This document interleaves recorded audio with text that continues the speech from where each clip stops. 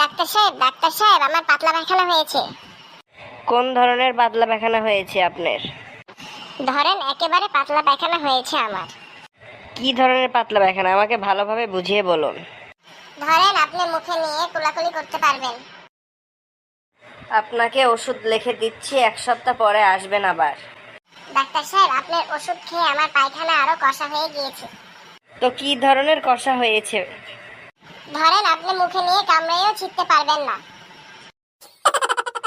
আপনি খাবার সবসময় ঢাকা রাখবেন। ডাক্তার সাহেব খাবার ঢাকাতে না রেখে চট্টগ্রামে রাখলে হয় না?